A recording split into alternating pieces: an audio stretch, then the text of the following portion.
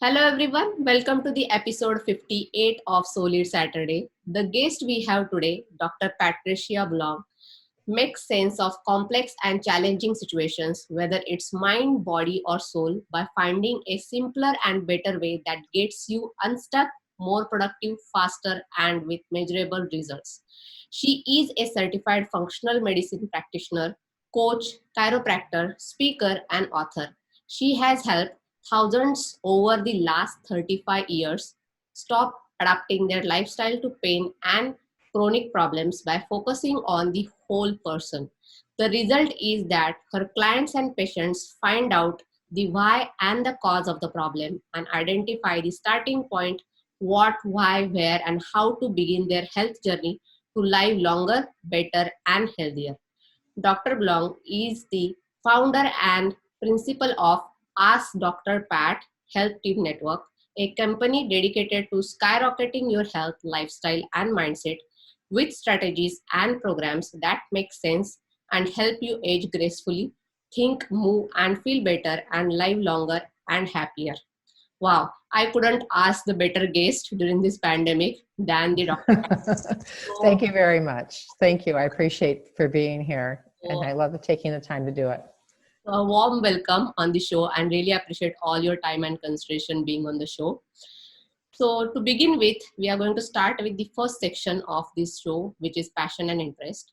So, as I already mentioned, that you are in the medicine for a longer time. So, how did you find your interest towards the medicine, and what steps did you take to pursue that passion?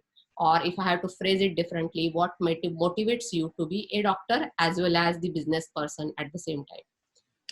Well, you know, when I was a kid and used to play, I was the only girl in a 6 block radius.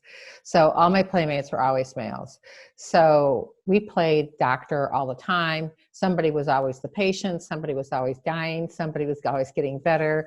And there was a nurse. There was another doctor. I mean, we had a lot of fun. And we were kids. But I can tell you, I never played the patient, and I never died. And so, and I started looking at things, like we had different, when TV shows were first coming out with some, very handsome medical doctor, on TV.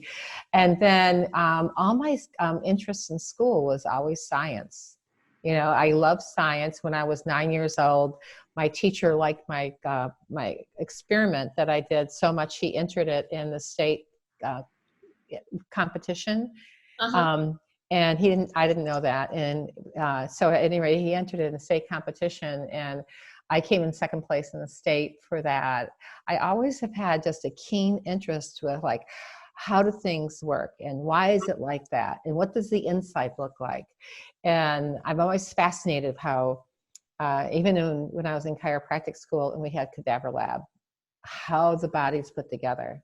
Why is that there? And there's a rhyme and a reason for every piece and component of your body. So it's always been very fascinating to me. And I've always, at one point in time too, I worked at the University of Michigan Hospital as a patient relations advocate. Was part of my independent study to graduate with my undergraduate degree. And I just found that I never saw people get well in the hospital. It just seemed to me like they were always sad. It was very solemn. The only ward that anybody was having a good time on, who were really happy, was the maternity ward. It's because all these babies were there, and everyone went from, they were just really happy. So, I wanted to be in a situation where, where I can remember as a kid, we had ginger ale. You didn't get something from the doctor. My mother would just say, drink this, don't drink it faster, you'll throw up, when you had a stomach upset. And it just, things like that, just, little things that happen along the way. And plus, the real big interest in the ease that science was for me was huge. It was great. So I took those, and I went to chiropractic school. I was going to go to Western medicine school, but that experience at the hospital at that time, way back when I was 27, I decided to become a chiropractor instead, which we do no medicine. Wow, that's great Yeah, actually. And that's yeah. good that you found your interest in the science very early so that you can take the proper direction. So thank you Hmm. so much for sharing that. Yeah. And moving towards our next section is about the questions from the audience. So I have shortlisted a couple of questions for you. The first question is that as we are in the pandemic for a while now, Mhm. how one can have a good mental health along with the physical health? Well, the first thing is you have to stop watching TV, and and you have to check in with where your level of common sense is at, because I saw a very funny cartoon in the very beginning of the pandemic. They said, you want to get out of the pandemic, throw your TV away. And I traveled somewhat, and I've been in a couple of Airbnbs during this time, and in one Airbnb, the woman watched CNN, at least 3 hours a day, and then when she went shopping, she came back and she washed her containers that she bought with this Clorox spray that you clean your countertop with. Yeah, Mhm. you look like I did. And I said, what are you doing that for? So you've got to have, you have to know what your health snapshot is. So one way that you can know where your health snapshot is that I have a book called Why Are You Sick, Fat, and Tired? And what the book is a guidebook, it's a workbook, and it's an advocating tool. And if you answer the questions truthfully in present time, Mhm. you can see what your health pattern is. Mhm. And if you know what your health pattern is, you know where your weakest link is, and you know where your strongest link is. And sometimes we're not aware of what our weakest link is. So Mhm. we just going like, I'm fine. I don't feel bad. Like I'm occasionally tired or occasionally have an upset stomach, but why is that? Why? So we know if we're tired, we know if we're fat. Everyone's a little bit fatter, like not everybody, but a good portion of people are a little bit chubbier from the pandemic because not having the activity that they used to have, right? I hear that all the time. How can I lose the 20 pounds I gained? How can I lose the 10 pounds?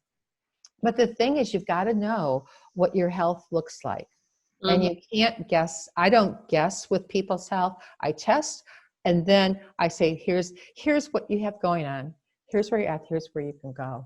So it's really important. That's for somebody who's looking at the pandemic, and especially with numbers that increase, it's clear that masks are not the answer. And and for sure.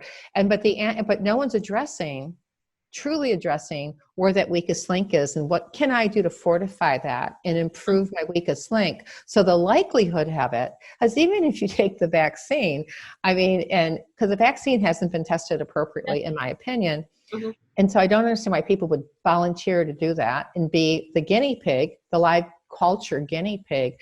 Mhm. In that scenario, I don't disagree with with vaccines, but I want to know what's in my vaccine. I want to know what it's going to do to me when I take it. And just because you get it doesn't mean you're not going to get anything like any virus. Mhm. So. And my concern is like, okay, they have a vaccine for COVID-19. They're going to have one for 2020 and 2022, 23, 24, 25. So when's that going to end? And if you keep on taking a lot of those outside drugs Mhm. then what happens is it keeps on weakening your immune system. And that to me is more scarier than the actual virus, which is a virus, it's not the disease. Yep, that's true. And it's like very insightful actually to understand how your health works as well when we think about having the balance between the physical as well as the mental health. Mm-hmm. Thank you so much. And Yeah. moving towards our next question is about what is Einstein's time? All right. And I explain this like at least once a day. Um, I'm going to ask you a question now. When your day goes perfect, are you tired at the end of the day? Most of the times when I feel like, my brain is lot more engaged, I feel Mhm. energetic at the You end of the feel more day. energy, I right? suppose like, fulfill like something that, I completed something or something. It's kind of an energetic thing for me. Right. Okay. But that's like that for most people. So I call that being in your vibe. Mhm. I call that Einstein's time, because Oh, Einstein's time is, you're in your vortex. Things are working out. It's like putting on your favorite pair of gloves. It's like walking down the street and having, it's like serendipity. Because when you're not in Einstein's time, You know, if you have anybody who has children and their children say, Mom, I'm coming home from college, I'm leaving now, and they show up 8 hours later. And the reason why they showed up 8 hours later is because they stopped to see their friends, they had lunch. You know, they just never didn't say they were going to make this zigzaggy way in order to get home. You know, for example, and in the interim, the parents going, oh my God, what happened to them? Where are they? Are they eating? I can't get a hold of them, you know, and you know, like their cell phone battery died. But as soon as they get home, it's such a relief and it brings you a lot of energy. So in Einstein's time, Einstein says that we have some control over how fast we experience time or how slow we experience it. Whereas Newtonian time, you're looking at your clock, it's like 8 o'clock in the morning, I got a call, bang, 8:30, I got a call, 9:30, I have a meeting. From 9:30 to 11 o'clock, I've got to be someplace else too. Oh my God, I'm so stressed out. And so at the end of the day, you're depleted and you have nothing left over for yourself. You have nothing left over for those that matter. So being in Einstein's time you don't have that experience. You have that more like, hey, let's go. Where are we going to go? Where are we going to go next? You know, and it keeps you sharper and brighter. So my goal in 2021 is to help executives with that level of Einstein's time so that they can get more done, they can be more productive, they can have more peace of mind. And when they get home, they can be there, because when you're depleted, it takes away from your relationships. Oh, okay. For sure, right? You know, and yourself. I mean, I have so many friends who say, I get home, like, did you eat dinner? Oh, I was going to, and I was going to take a hot bath. I'm just going to go to sleep. I'm so tired. You know, so it's, you know, it's like learning how to protect our energies too, you know, for meditation and that type of thing. Yeah, that's true. And as you mentioning that Einstein time, I can relate to that. It is more over like, you know, it is said, right? More luxury, like laziness you give to the body, it asks for more.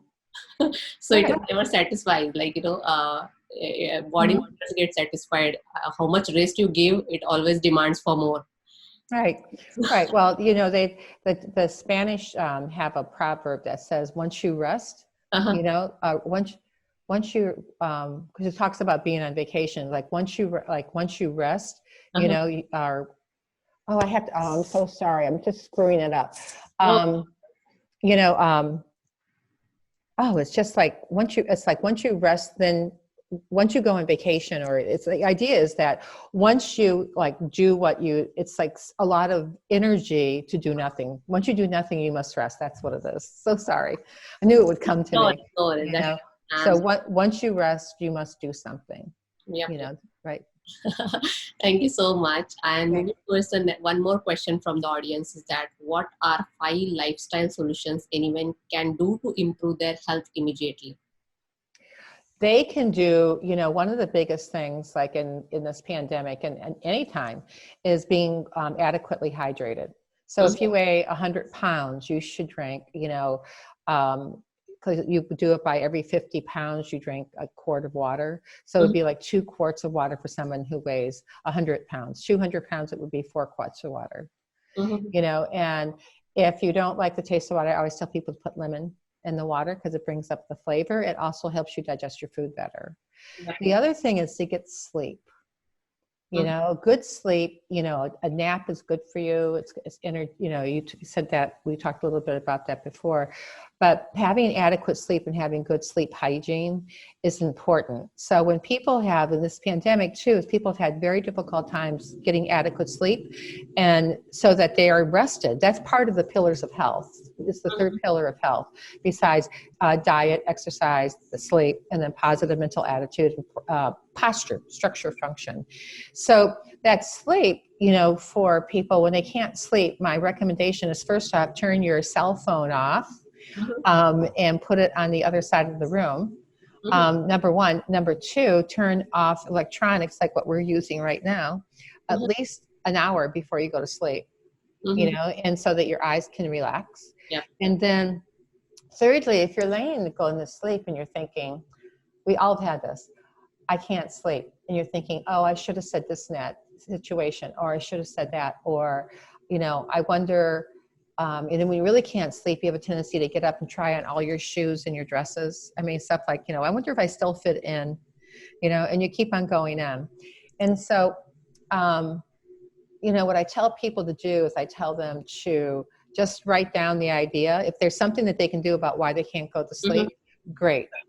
And if they do that, then, wonderful. But if they can't, then they have to piece out why is that reason? Maybe listen to binaural beats, listen to meditation music, that kind of thing. Those are very good things to do. Yeah, that's great. Yeah.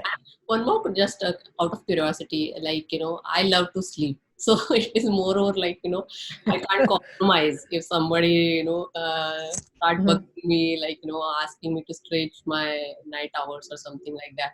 I don't like it because I want to sleep on time, have a proper sleep. So sometimes people think that, Right. too much sleep is also not good. Like if you sleep, so I sleep at least 8 to 10 hours. So that kind of a sleep, and I want it. And but it varies per person. I mean, I do well with 7 hours.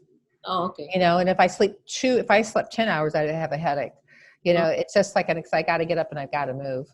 And when I was writing, I didn't do that very much. I was writing and all of a sudden it was 8 o'clock at night, that kind of thing. So you have to get up and you have to have motion too, besides that. Yeah. So, but it's different, the amount of sleep that one person needs as opposed to the next person. Okay. So that's from person to person. Yes. That's good to know. And moving towards our next section, which is a fun segment, where I'm going to give you 3 keywords, which are more or associated with your profile. And you have to just tell me whatever comes to your mind. It is kind of an abstract thing, whatever comes to your mind. You don't have to give a lot more explanation or something. It is just a quick thing what comes. Like a keyword, right? Just like a keyword. Okay. So, yeah. So the first word for you is health. It's too vague.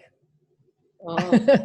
I think health is a very vague word, and that it needs to be more defined. That's the first thing that came to my mind. Too vague. Okay, yeah, that's true. Good. Because you did the specialization in that area, so definitely know the depth of that. And moving towards our next word is medicine. I think when I think of medicine, I think of the emerging branches of medicine, like functional medicine, lifestyle medicine, and how they actually fit and pair with each other. It's like, having that favorite pair of gloves that fits your hand. Those kind of medicines that help people get out of the box of their thinking. So when they don't know what to do, they can get beyond it. And they have other choices, or at least look at other choices. Yes. And the way I'm understanding you, you are very good at it. So the third word is coach. The third one is coach. That's me. Yeah, that's what I was saying, that you are very good at it. So no, I love doing it. I have just started a course that I started teaching online, and we started last Sunday. And what I told somebody, I said, I so super over delivered on the first class. Normally we would go an hour. We went 2 hours. And we had such, someone what's your takeaway? The guy goes, the list is too long. But it was really great. People can still jump in on that course if they're interested, if they want to take a look at it, or if you, on your show notes, whenever this is going to be posted. I'll be redoing the course again in March, and as such, but but it was a lot of fun. It was really great. No, actually, that audience will be aware as well. And moving towards our next section is about exploring your career, work, and volunteering. So the first thing, already you mentioned about your book, which is definitely a useful read during this pandemic. So what is your bestseller is all about? And title is quite interesting too. So would you like to share more? Well, I'll go back over the title again. It's called Why Are You Sick, Fat, and Tired? And I had a person in my business group say to me that she wasn't sick, fat, or tired. So why should she buy my book? And I said, well, if you're tired, if you're fat, basically, you look in the mirror, you look at how your clothes fit you, and but you don't know if you're sick.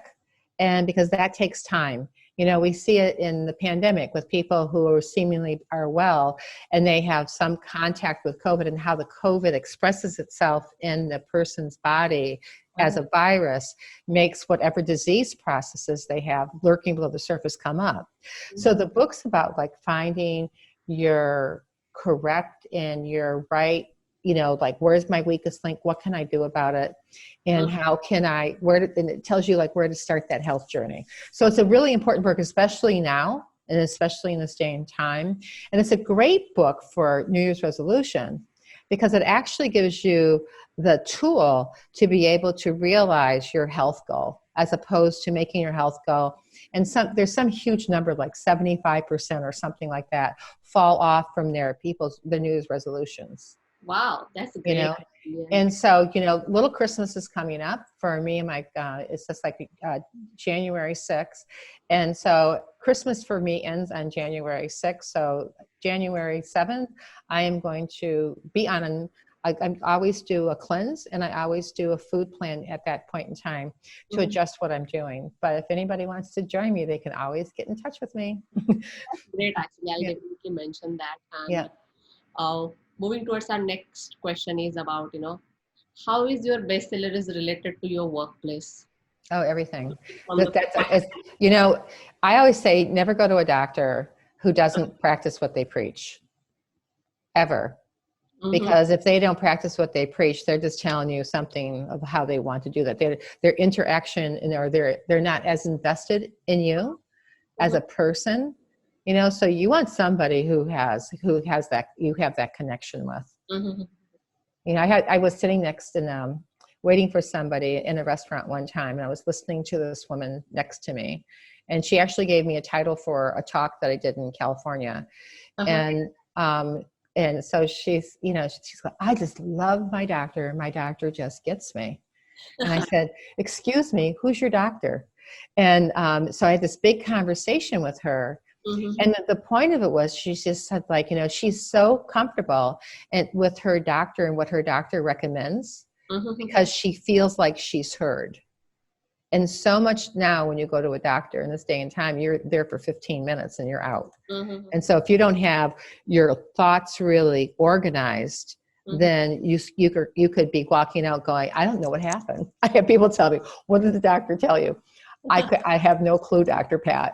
I got lost after the first 5 minutes. So it's good to have, this book like Why Are You Sick, Fat, and Tired, so that you can have something to take with you and have your notes, because that's the kind of, interaction. You want to walk out and say, I just love that doctor. That doctor just got me. And, and then that way you have camaraderie, you have teamwork, and you have somebody who has your best interests at heart. Yeah, yeah, yeah. That's true. And moving towards our next question is about, would you like to share anything specific about your work, which is Health Team Network? The thing that I'd like to share, I would love to have more. One of the things I like doing is I love being on podcasts like this. I have been on over 55 podcasts since last March. And the fun part about that is you get to share knowledge, because one of my goals in my life is to help masses of people get well. Have the realization, this is where I'm at, this is where I can go, and here's the pathway that I can take to get there.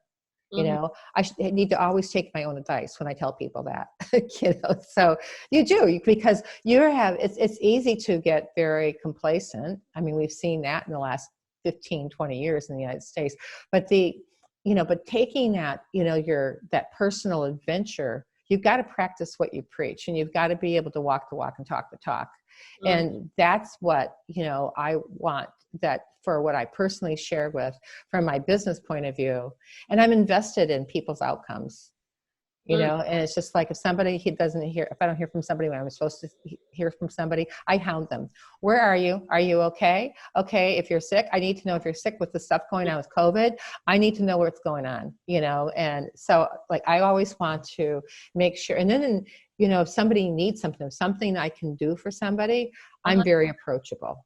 And so for my business, that's where, I come from. Sometimes I would just, I always had women who were in my practice that were, there were 3 people who were pregnant all the time, and there was always there was a lot of liveliness and a lot of flow, in there. And so I always hope to carry that on. And I have a real special interest in women taking better care of themselves and better self-care of themselves, so that they can live longer, better, healthier, and then they can lead by example. I mean, there was a great post that said, when you heal yourself, as a woman, if you heal yourself, you heal those behind you, those in front of you, and those around you. Wow. When you heal those around you, you heal your community. And when you heal your community, you can be contagious and you can heal other communities. That's the pandemic we should be working on, Uh-huh. for sure. Yeah. Yep. And I think, as you're mentioning that you want to host the podcast, you would be a great podcast host, actually. People would love to listen you more. So I wish that, you'll start it soon. And moving towards our next section is about tips and advice or anything like a books or courses that would like to recommend to the audience. So the question is, any tips or advice would you like to give to the students or the professionals who wants to pursue their passion in this specific field, which is medicine, and are looking this career as a long-term career option? You can support your question with the books or courses as well if you would like to share anything specific. Well, if you have a passion to help people, and if you can lead by example, people like people who step up and speak out. So it's like be visible, be vocal, and be seen.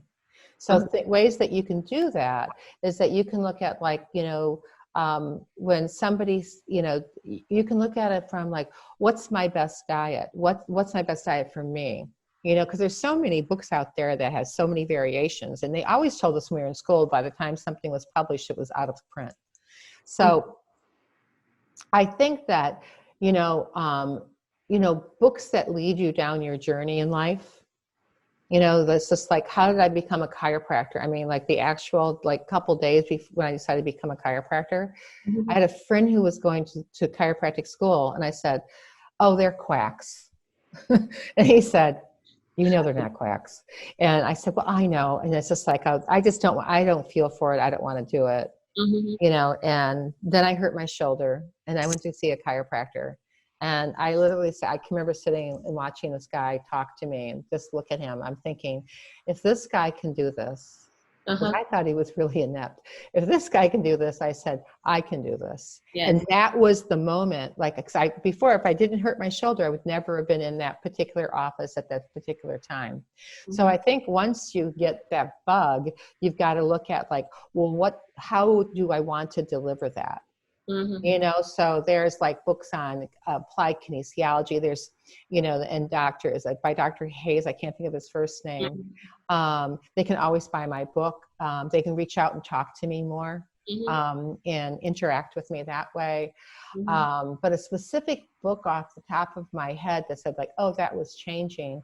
I would read Wayne Dyer's book, The Power of Intention. It's an old book, but it's a book that talks about focus, intention, and purpose. Wow. And so I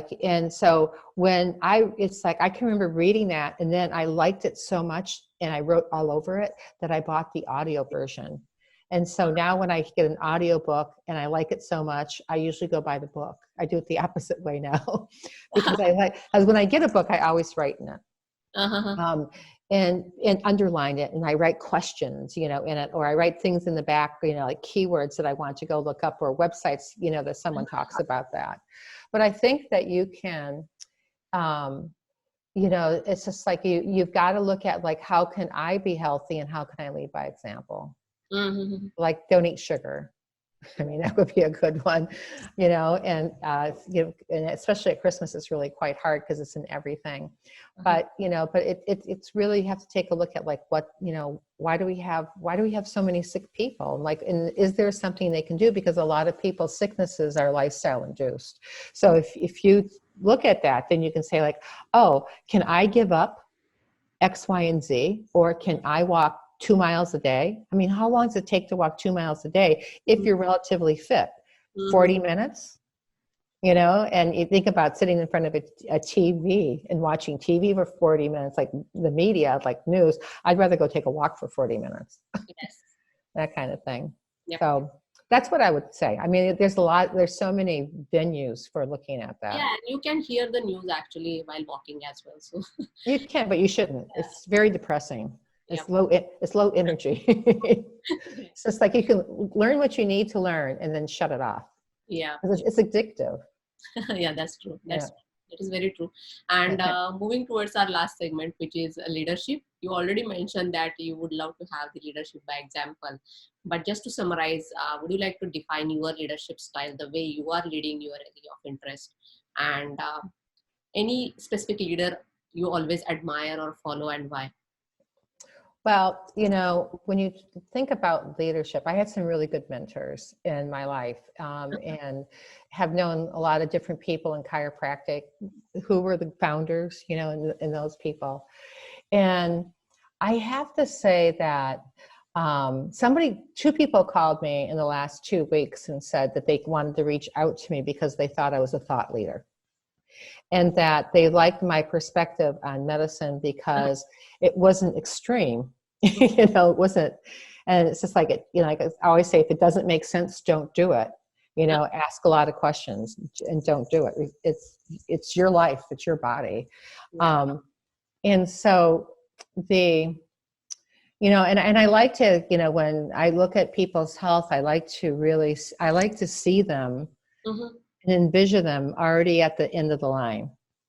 So when I look at somebody and speak with them, like you have a very beautiful face. You've got like long, shiny hair. And, you know, so there's things structurally in Chinese medicine. I'm a Chinese doctor also. And so there's structurally things like, well, I'm looking at somebody, I see them as their genius that they are. They see themselves and like, I'm struggling. I'm going, no, you're struggling because you're putting the rock in front of you, and then you're trying to jump over it. It's supposed to go around it. But, you know, in people's health, I can see where their health is. I have a very good gift for helping people, like, you know, sort things out. Like, what is it that you really want to do, and where do you want to go, and how do you want to get there?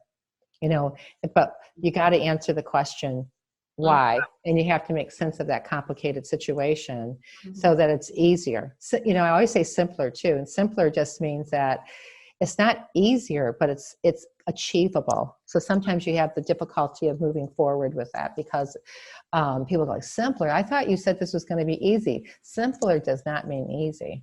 It just means it's doable. Yeah. Yeah. Thank you so much for sharing. I'm really very happy to have you as my guest. Thank you. Podcast.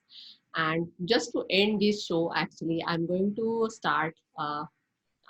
end it with a quote, which is from the Buddha. To keep the body in good health is a duty. Otherwise, we shall not be able to keep our mind strong and clear. And I would definitely say that, you know, looking at the Dr. Pat, that if you fix your health, you can fix your life. So thank you so much Absolutely. for all your time and consideration being on the show. And I hope audience, you will enjoy this episode as well. And as I always say, until we meet, happy leading, let's live together. Stay safe. Bye for now. Thank you.